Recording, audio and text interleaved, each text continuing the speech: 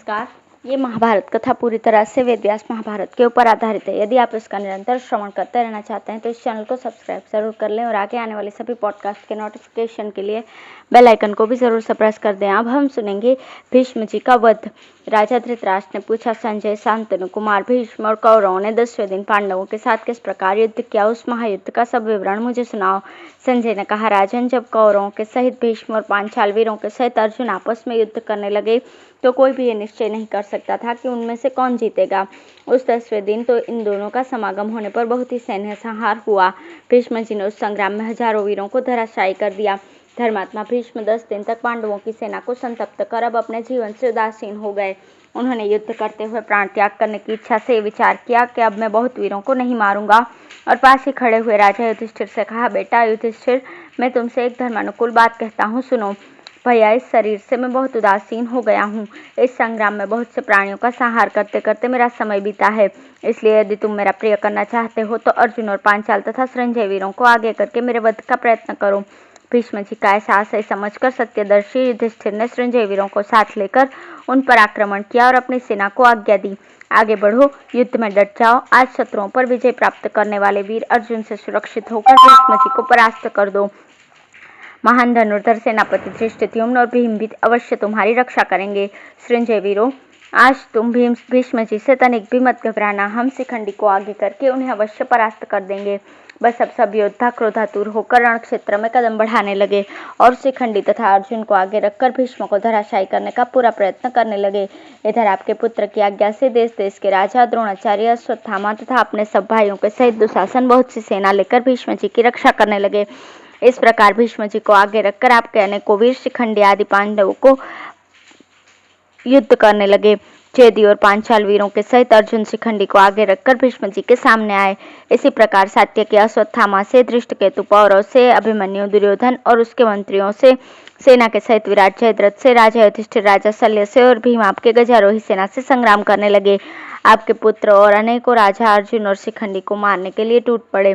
इस भयानक मुठभेड़ में दोनों सेनाओं के इधर उधर दौड़ने से पृथ्वी डगमगाने लगी और उनका भीषण शब्द सब ओर गूंजने लगा। रथी रथियों से लड़ने लगे, घुड़सवार घुड़सवारों पर टूट पड़े, गजारोही गजारोहियों से भिड़ गए और पैदल पैदलों से लोहा लेने लगे। दोनों ही पक्ष विजय के लिए उतावले हो रहे थे, अतः एक दूसरे को तहस नहस करने के लिए उनकी बड़ी करारी मुठभेड़ हुई। राजन, अब महापराक्रमी अभिमन्यु सेना के सहित आपके पुत्र दुर्योधन के साथ युद्ध करने लगा।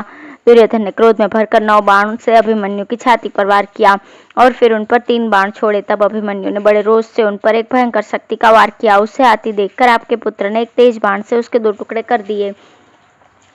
यह देखकर अभिमन्यु ने उसकी छाती और भुजाओं में 3 बाण मारे। इसके बाद उसने 10 बाणों से फिर उसकी छाती पर वार किया। यह दुर्योधन और अभिमन्यु का युद्ध बड़ा ही भयंकर और विचित्र हुआ। उसे देखकर सब राजा उनकी बढ़ाई करने लगे। अश्वत्थामा ने सात्यकी पर 9 बाण छोड़कर फिर 30 बाणों से उसकी छाती और भुजाओं को घायल किया। इस तरह अत्यंत बाणविद्ध होकर यशस्वी सात्यकी ने अश्वत्थामा पर 3 तीर छोड़े।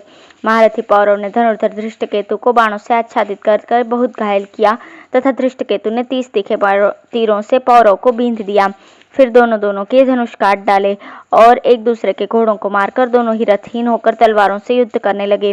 दोनों ने गेंडे की चमड़े की ढाल और चमचमाती हुई तलवारें ले ली तथा एक दूसरे के सामने आकर तरह तरह से पैंतरे बदलते हुए युद्ध के लिए ललकारने लगे। पौरव ने बड़े रोष से धृष्टकेतु के ललाट पर प्रहार किया तथा धृष्टकेतु ने अपनी तीखी तलवार से पौरव की हंसली पर चोट की। इसी प्रकार एक दूसरे के वेग से अभित होकर पृथ्वी पर लौटने लगे। इसी समय आपका पुत्र जयद्रथ पौरव को और मांद्री नंदन सहदेव धृष्टकेतु को रथ में डालकर युद्ध क्षेत्र से बाहर ले गए। दूसरी ओर द्रोणाचार्य जी ने धृष्टद्युम्न का धनुष काटकर उसे 50 बाणों से बींध दिया। तब शत्रुदमन धृष्टद्युम्न ने दूसरा धनुष लेकर आचार्य के देखते देखते बाणों की झड़ी लगा दी, किंतु महारथी द्रोण ने अपने बाणों की बौछार से उन्हें काटकर धृष्टद्युम्न पर 5 तीर छोड़े। तब धृष्टद्युम्न ने क्रोध में भरकर आचार्य पर एक गदा छोड़ी। उसे आचार्य ने 50 बाण छोड़कर बीच ही में गिरा दिया। यह देखकर धृष्टद्युम्न ने एक शक्ति फेंकी, उसे द्रोणाचार्य ने 9 बाणों से काट दिया और फिर संग्राम भूमि में धृष्टद्युम्न के दांत खट्टे कर दिए। इस प्रकार ये द्रोण और धृष्टद्युम्न का बड़ा ही भीषण और घमासान युद्ध हुआ। इधर अर्जुन भीष्म जी के सामने आकर उन्हें अपने तीखे बाणों से व्यथित करने लगे। यह देखकर राजा भगदत्त अपने मत वाले हाथी पर बैठकर उनके सामने आ गए। उन्होंने अपनी बाण वर्षा से अर्जुन की गति रोक दी। तब अर्जुन ने अपने तीखे तीरों से भगदत्त के हाथी को घायल कर दिया और शिखंडी को आदेश किया कि आगे बढ़ो। भीष्म जी के पास पहुंचकर उनका अंत कर दो। ऐसा कहकर अर्जुन शिखंडी को आगे रखकर बड़े वेग से भीष्म जी की ओर चले। बस दोनों ओर से बड़ा घोर युद्ध होने लगा। आपके शूरवीर कोलाहल करते हुए बड़ी तेजी से अर्जुन की ओर दौड़े, किंतु अर्जुन ने आपकी उस विचित्र वाहिनी को बात की बात में कुचल दिया। शिखंडी झटपट पितामह के सामने आया और बड़े उत्साह से उन पर बाण बरसाने लगा। भीष्म जी ने भी अनेकों दिव्य अस्त्र छोड़कर शत्रुओं को भस्म करना आरंभ किया। उन्होंने अर्जुन के अनुयायी अनेकों सोमक वीरों को मार दिया और पांडवों की उस सेना को आगे बढ़ने से रोक दिया। बात की बात में अनेकों रथ, हाथी और घोड़े बिना सवारों के हो गए। इस समय भीष्म जी का एक भी बाण खाली नहीं जाता था। वे विश्वभक्षी काल के समान हो रहे थे।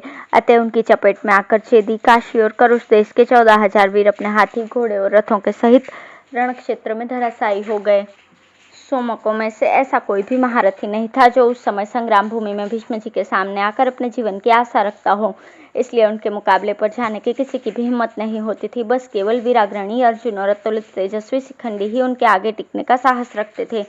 शिखंडी ने भीष्म जी के सामने आकर उनकी छाती में 10 बाण मारे, किंतु भीष्म जी ने उसके स्त्रीत्व का विचार करके उस पर वार नहीं किया। पर शिखंडी इस बात को समझ नहीं सका। तब उससे अर्जुन से कहा, वीर, झटपट आगे बढ़कर भीष्म जी का वध करो। बार बार मुझसे कहलाने की क्या आवश्यकता है? तुम महारथी भीष्म को फौरन मार डालो। मैं सच कहता हूँ, युधिष्ठिर की सेना में मुझे तुम्हारे सिवा और कोई ऐसा वीर दिखाई नहीं देता जो संग्राम में भीष्म जी के आगे ठहर सके। अर्जुन के ऐसा कहने पर शिखंडी ने तुरंत ही तरह तरह के तीरों से पितामह को बींध दिया, परंतु उन्होंने उन बाणों की कुछ भी परवाह न कर अपने बाणों से अर्जुन को रोक दिया। इसी प्रकार उन्होंने बाणों की बौछार से बहुत से पांडव सेना को भी परलोक भेजा। दूसरी ओर से पांडवों ने भी अपने तीरों से पितामह को बिल्कुल ढक दिया। इस समय हमने आपके पुत्र दुशासन का बड़ा अद्भुत पराक्रम देखा। वो एक ओर तो अर्जुन के साथ युद्ध कर रहा था और दूसरी ओर पितामह की रक्षा करने में भी तत्पर था। इस संग्राम में उसने अनेकों रथियों को रथहीन कर दिया तथा अनेकों अश्वारोही और गजारोही उसके सामने कटकर पृथ्वी पर लौटने लगे। यही नहीं, बहुत से हाथी भी उसके बाणों से व्यथित होकर इधर उधर भाग निकले। इस समय दुशासन को जीतने या उसके सामने जाने का भी किसी महारथी का साहस नहीं हुआ। केवल अर्जुन ही उसके सामने आ सके। उन्होंने इसे परास्त करके फिर भीष्म जी पर ही धावा किया। इधर शिखंडी तो अपने वज्रतुल्य बाणों से पितामह पर प्रहार कर ही रहा था, किंतु अपने आपके पिताजी को कुछ भी कष्ट नहीं जान पड़ता था। वे हंसते हुए झेल रहे थे। तब आपके पुत्र ने अपने समस्त योद्धाओं से कहा, वीरों, तुम लोग अर्जुन पर चारों ओर से धावा करो। डरो मत, धर्मात्मा भीष्म जी तुम सब लोगों की रक्षा करेंगे। यदि संपूर्ण देवता भी एकत्र होकर आए तो वे भीष्म जी के सामने नहीं टिक सकते। फिर पांडवों की तो बिसात ही क्या है। इसलिए अर्जुन को सामने आते देख पीछे न भागो। मैं स्वयं प्रयत्न पूर्वक इसका सामना करूंगा। आप लोग भी सावधानता पूर्वक मेरी सहायता करें। आपके पुत्र की जोश भरी बातें सुनकर सभी योद्धा आवेश में भर गए। इनमें विदेह, कलिंग, दाशरथ, निषाद, सौवीर, बाहलिक, दरत, प्रतीच्य, मालव, अभिषा, सूरसेन, सीवी, वशाती, साल्व, शक, त्रिगर्त, अम्बष्ट और केकय आदि देशों के राजा थे। ये सब के सब एक साथ ही अर्जुन पर टूट पड़े। तब अर्जुन ने दिव्य बाणों का स्मरण करके धनुष पर उनका संधान किया और जैसे अग्नि पतंगों को जलाती डालती है, उसी प्रकार वे इन राजाओं को भस्म करने लगे। महाराज, उस समय अर्जुन के बाणों से घायल होकर रथ की ध्वजा के साथ रथी, घोड़सवारों के साथ घोड़े और हाथी सवारों के साथ हाथी गिरने लगे। सारी पृथ्वी बाणों से ढक गई। आपकी सेना चारों ओर भागने लगी। इस प्रकार सेना को भगाकर अर्जुन ने दुशासन के ऊपर प्रहार करना शुरू किया। उनके बाण दुशासन के शरीर को छेदकर पृथ्वी में समा जाते थे। थोड़ी देर में उन्होंने उसके घोड़ों और सारथी को मार गिराया। फिर 20 बाण मारकर विंशति के रथ को तोड़ दिया और 5 बाणों से उसे भी घायल किया। तत्पश्चात कृपाचार्य, विकर्ण और शल्य को भी बींधकर उन्हें रथहीन कर दिया। तब तो वे सभी महारथी पराजित होकर भाग चले। दोपहर के पहले पहले इन सब योद्धाओं को हराकर अर्जुन धूम रहित अग्नि के समान दैदीप्यमान होने लगे। प्रखर किरणों से जगत को तपाने वाले सूर्य की भांति वे अपने बाणों से अन्य अन्य राजाओं को भी ताप देने लगे। सहायकों की वर्षा से समस्त महारथियों को भगाकर उन्होंने संग्राम में कौरव पांडवों के बीच रक्त की एक बहुत बड़ी नदी बहा दी। इतने में ही अपने दिव्य अस्त्रों का प्रयोग करते हुए भीष्म जी अर्जुन के ऊपर चढ़ाए। यह देखकर शिखंडी ने उन पर धावा किया। उसे देखते ही भीष्म ने अपने अग्नि के समान तेजस्वी अस्त्रों को समेट लिया। तब अर्जुन पितामह को मूर्छित करके आपकी सेना का संहार करने लगे। तदंतर शल्य, कृपाचार्य, चित्रसेन, दुशासन और विकर्ण देदीप्यमान रथों पर बैठकर पांडवों पर चढ़ाए और उनकी सेना को कंपाने लगे। इन शूरवीरों के हाथ से मारी जाती हुई वो सेना सब ओर भागने लगी। इधर पितामह भीष्म भी सजग होकर पांडवों के मर्म पर आघात करने लगे। इसी प्रकार अर्जुन ने आपकी सेना के बहुत से हाथियों को मार गिराया। उनके बाणों की मार से हजारों मनुष्यों की लाशें गिरती दिखाई देती थी। योद्धाओं के कुंडलों सहित मस्तक से रणभूमि आच्छादित हो गई थी। उस वीर विनाशक संग्राम में भीष्म और अर्जुन दोनों ही अपना पराक्रम दिखा रहे थे। इसी बीच में पांडवों का सेनापति महारथी धृष्टद्युम्न वहां आकर अपने सैनिकों से बोला, सोमको, तुम लोग सृंजयों को साथ लेकर भीष्म पर धावा करो। सेनापति की आज्ञा सुनकर सोमक और सृंजय वंशी क्षत्रिय बाण वर्षा से पीड़ित होने पर भी भीष्म जी पर चढ़ आए। राजन, जब आपके पिता उनके बाणों से बहुत घायल हो गए तो बड़े अमर्ष में भरकर सृंजयों के साथ युद्ध करने लगे। पूर्व काल में परशुराम जी ने जो उन्हें शत्रु संहारिणी अस्त्र विद्या सिखाई थी, उसका उपयोग करके भीष्म जी ने शत्रु सेना का संहार आरंभ किया। वे प्रतिदिन पांडवों के 10,000 योद्धाओं का संहार करते थे। उस 10वें दिन भी भीष्म जी ने अकेले ही मत्स्य और पांचाल देश के असंख्य हाथी घोड़े मार डाले तथा उनके साथ महारथियों को यमलोक भेज दिया। इसके बाद उन्होंने 5,000 रथियों का संहार किया, फिर 14,000 पैदल, 1,000 हाथी और 10,000 घोड़े मार डाले। इस प्रकार समस्त राजाओं की सेना का संहार करके भीष्म जी ने विराट के भाई शतानिक को मार गिराया। इसके बाद 1,000 और राजाओं को मृत्यु का ग्रास बनाया। पांडव सेना के जो वीर अर्जुन के पीछे गए थे, वे सभी भीष्म के सामने जाते ही यमलोक के अतिथि बन गए। भीष्म जी ये महान पराक्रम करके हाथ में धनुष लिए दोनों सेनाओं के बीच में खड़े हो गए। उस समय कोई राजा उनकी ओर आंख उठाकर देखने का भी साहस नहीं कर सका। भीष्म जी के उस पराक्रम को देखकर भगवान श्री कृष्ण ने धनंजय से कहा, अर्जुन देखो, ये शांतनु नंदन भीष्म जी दोनों सेनाओं के बीच में खड़े हैं। अब तुम जोर लगाकर इनका वध करो, तभी तुम्हारी विजय होगी। जहाँ ये सेना का संहार कर रहे हैं वहां पहुंचकर जबरदस्ती इनकी गति रोक दो। तुम्हारे सिवा दूसरा कोई ऐसा वीर नहीं है जो भीष्म जी के बाणों का आघात सह सके। भगवान की प्रेरणा से अर्जुन ने उस समय इतनी बाण वर्षा की कि भीष्म जी रथ, ध्वजा और घोड़ों के साथ उससे आच्छादित हो गए। परंतु पितामह ने अपने बाण छोड़कर अर्जुन के बाणों के टुकड़े टुकड़े कर दिए। तब शिखंडी ने अपने उत्तम अस्त्र शस्त्रों को लेकर बड़े वेग से भीष्म की ओर दौड़ा। उस समय अर्जुन उसकी रक्षा कर रहे थे। भीष्म के पीछे चलने वाले जितने योद्धा थे उन सबको अर्जुन ने मार गिराया और स्वयं भी भीष्म पर धावा किया। इनके साथ सात्यकी, चेकितान, धृष्टद्युम्न, विराट, द्रुपद, नकुल, सहदेव, अभिमन्यु और द्रौपदी के 5 पुत्र भी थे। ये सब लोग एक साथ भीष्म जी पर बाणों की वर्षा करने लगे, किंतु इससे उन्हें तनिक भी घबराहट नहीं हुई। उपर्युक्त योद्धाओं के बाणों को पीछे लौटाकर वे पांडव सेना में घुस गए और मानो खेल कर रहे हो इस प्रकार उनके अस्त्र शस्त्रों का उच्छेदन करने लगे। शिखंडी के स्त्री भाव का स्मरण करके वे बारंबार मुस्कुराकर रह जाते थे, उस पर बाण नहीं मारते थे। जब उन्होंने द्रुपद की सेना के 7 महारथियों को मार डाला तब रणभूमि में महान कोलाहल होने लगा। इसी समय अर्जुन शिखंडी को आगे करके भीष्म के निकट पहुंच गए। इसी प्रकार शिखंडी को आगे रखकर सभी पांडवों ने भीष्म को चारों ओर से घेर लिया और उन्हें बाणों से बींधना आरंभ किया। शतघ्नि, परीख, फरसा, मुग्धर, मशल, प्रास, बाण, शक्ति, तोमर, कंपन, नाराज, वत्सदंत और भुशुंडी आदि अस्त्र शस्त्रों का प्रहार होने लगा। उस समय भीष्म तो अकेले थे और उन्हें मारने वालों की संख्या बहुत थी। इससे उनका कवच छिन्न भिन्न हो गया, उन्हें विशेष कष्ट पहुंचा और उनके मन में स्थानों में गहरी चोट लगी, तो भी वे विचलित नहीं हुए। वे एक ही क्षण में रथ की पंक्ति तोड़कर बाहर निकल आते और पुनः सेना के मध्य में प्रवेश कर जाते थे। द्रुपद और धृष्टकेतु की कुछ भी परवाह न करके वे पांडव सेना में घुस आए और अपने पैने बाणों से भीम, सात्यकी, अर्जुन, द्रुपद, विराट और धृष्टद्युम्न इन 6 महारथियों को बीनने लगे। इन महारथियों ने भी उनके बाणों का निवारण करके पृथक पृथक 10-10 बाणों से भीष्म जी को बींध दिया। महारथी शिखंडी ने बाणों का प्रबल प्रहार किया, परंतु उससे उन्हें तनिक भी कष्ट नहीं हुआ। तब अर्जुन ने कुपित होकर भीष्म जी के धनुष को काट दिया। उसके धनुष का काटना कौरव महारथियों से सहा नहीं गया। उस समय आचार्य द्रोण, कृतवर्मा, जयद्रथ, भूरिश्रवा, शल्य, शल्य तथा भगदत्त ये 7 वीर क्रोध में भरकर धनंजय पर टूट पड़े और अपने दिव्य अस्त्रों का कौशल दिखाते हुए उन्हें बाणों से आच्छादित करने लगे। अर्जुन पर धावा करने वाले इन कौरव वीरों ने महान कोलाहल मचाया। उस समय उनके रथ के पास मारो, यहाँ लाओ, पकड़ो, छेद डालो, टुकड़े टुकड़े कर दो आदि की आवाजें सुनाई देने लगी। वो आवाज सुनकर पांडवों के महारथी भी अर्जुन की रक्षा के लिए दौड़े। सात्यकी, भीम, धृष्टद्युम्न, विराट, द्रुपद, घटोत्कच और अभिमन्यु ये 7 वीर अपने अपने विचित्र धनुष लिए क्रोध में भरे हुए कौरवों के सामने आ डटे। फिर तो दोनों दलों में रोमांचकारी तुमुल युद्ध छिड़ गया, मानो देवता और दानव लड़ रहे हों। भीष्म जी का धनुष कट गया था। उसी अवस्था में शिखंडी ने उन्हें 10 बाणों से बींध दिया। फिर 10 बाणों से उनके सारथी को मारकर एक से रथ की ध्वजा काट दी। तब भीष्म जी ने दूसरा धनुष हाथ में लिया, किंतु अर्जुन ने उसे भी काट दिया। इस प्रकार भीष्म ने अनेकों धनुष लिए, पर अर्जुन सबको काटते गए। बारंबार धनुष कटने से भीष्म जी को बड़ा क्रोध हुआ और उन्होंने पर्वतों को भी विदीर्ण करने वाली एक बहुत बड़ी शक्ति अर्जुन के रथ पर फेंकी। यह देखकर अर्जुन ने 5 बाण मारकर उस शक्ति के टुकड़े किए। शक्ति को कटी देखकर भीष्म जी मन ही मन विचारने लगे, यदि भगवान श्री कृष्ण रक्षा न करते होते तो मैं एक ही धनुष से संपूर्ण पांडवों का वध कर सकता था। इस समय मेरे सामने पांडवों के साथ युद्ध करने के दो कारण उपस्थित हैं। एक तो ये पांडु की संतान होने के कारण मेरे लिए अवध्य है, दूसरे मेरे समक्ष शिखंडी आ गया है जो पहले स्त्री था। इस समय मेरे पिता ने माता सत्यवती से विवाह किया।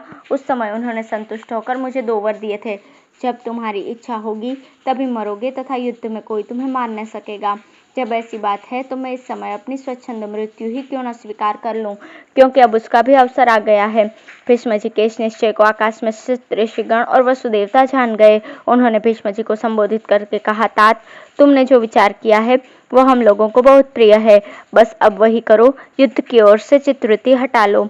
उनकी बात पूरी होते ही शीतल मंद सुगंध वायु चलने लगी, जल की फुहारें पड़ने लगी, देवताओं की दुंदुभियां बज उठी और भीष्म जी पर फूलों की वर्षा होने लगी। ऋषियों की वो बात दूसरे किसी को नहीं सुनाई पड़ी, केवल भीष्म जी सुन सके और व्यास मुनि के प्रभाव से मैंने भी सुन लिया। पशुओं की उपर्युक्त बात सुनकर पितामह ने अपने ऊपर तीक्ष्ण बाणों की वर्षा होती रहने पर भी अर्जुन पर हाथ नहीं उठाया। उस समय शिखंडी ने कुपित होकर भीष्म की छाती में 9 बाण मारे, किंतु वे तनिक भी विचलित नहीं हुए। तब अर्जुन ने मुस्कुराकर पितामह के ऊपर पहले 25 बाण मारे, फिर शीघ्रतापूर्वक 100 बाणों से उनके अंगों तथा मर्मस्थानों को बींध दिया। इसी प्रकार दूसरे राजा भी भीष्म पर सहस्त्रों बाणों का प्रहार करने लगे। भीष्म जी भी अपने बाणों से उन राजाओं के अस्त्रों का निवारण करके उन्हें बींधने लगे। तत्पश्चात अर्जुन ने पुनः भीष्म जी के धनुष को काट दिया और 9 बाणों से उन्हें बींधकर एक से उनके रथ की ध्वजा काट दी, फिर 10 बाण मारकर उनके सारथी को पीड़ित किया। जब भीष्म जी ने दूसरा धनुष लिया तो अर्जुन ने उसे भी काट दिया। एक एक क्षण में वे धनुष उठाते और अर्जुन उसे काट देते थे। इस प्रकार जब बहुत से धनुष कट गए तो भीष्म जी ने अर्जुन के साथ युद्ध बंद कर दिया। तब अर्जुन ने शिखंडी को आगे करके पितामह को पुनः 25 बाण मारे। उनसे अत्यंत आहत होकर पितामह ने दुशासन से कहा, देखो, ये महारथी अर्जुन आज क्रोध में भरकर मुझे हजारों बाणों से बींध चुका है। इसके बाण मेरे कवच को छेद कर शरीर में घुसे जा रहे हैं और मुसल के समान चोट करते हैं। ये शिखंडी के बाण नहीं हैं। वज्र के समान इन बाणों का स्पर्श होते ही शरीर में बिजली सी दौड़ जाती है। ये ब्रह्मदंड के समान भयंकर और वज्र के समान दुर्दम्य है तथा मेरे मर्म स्थानों को विदीर्ण किए डालते हैं। अर्जुन के सिवा और किसी के बाण मुझे इतनी पीड़ा नहीं दे सकते। ऐसा कहकर भीष्म जी मानो पांडवों को भस्म कर डालेंगे इस प्रकार क्रोध में भर गए और अर्जुन के ऊपर उन्होंने पुनः एक शक्ति छोड़ी, किंतु अर्जुन ने उसके 3 टुकड़े कर दिए। तब भीष्म जी ढाल और तलवार हाथ में लेकर रथ से उतरने लगे। अभी ऊपर ही थे कि अर्जुन ने बाण मारकर उनकी ढाल के सैकड़ों टुकड़े कर दिए। यह देखकर सबको बड़ा विस्मय हुआ। अर्जुन ने पहने बाणों से भीष्म जी का रोम रोम बींध दिया था। उनके शरीर में 2 उंगल भी ऐसा स्थान नहीं बचा था जहां बाण न लगा हो। इस प्रकार कौरवों के देखते देखते बाणों से छलनी होकर आपके पिताजी सूर्यास्त के समय रथ से गिर पड़े। उस समय उनका मस्तक पूर्व दिशा की ओर था। उनके गिरते ही देवताओं और राजाओं में हाहाकार मच गया।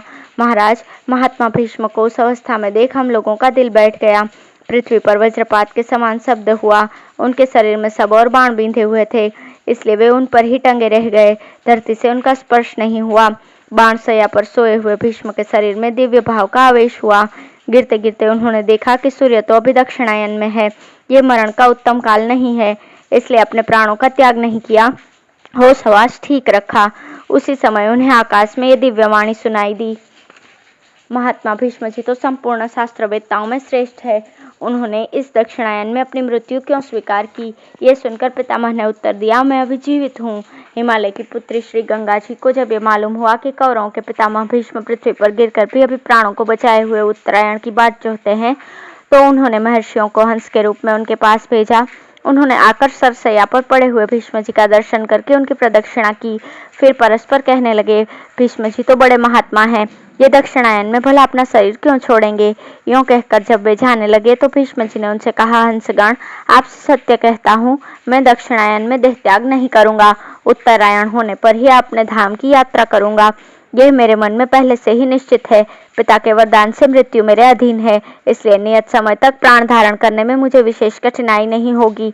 यह कहकर पूर्ववत सया पर सोए रहे और हंसगण चले गए। उस समय कौरव शोक से मूर्छित हो रहे थे। कृपाचार्य और दुर्योधन आदि आह भर भर कर रो रहे थे। कितनों को विषाद के मारे बेहोशी छा गई थी, उनकी इंद्रियां झड़वत हो गई थी। कुछ लोग गहरी चिंता में डूब गए थे। युद्ध में किसी का भी मन नहीं लगता था।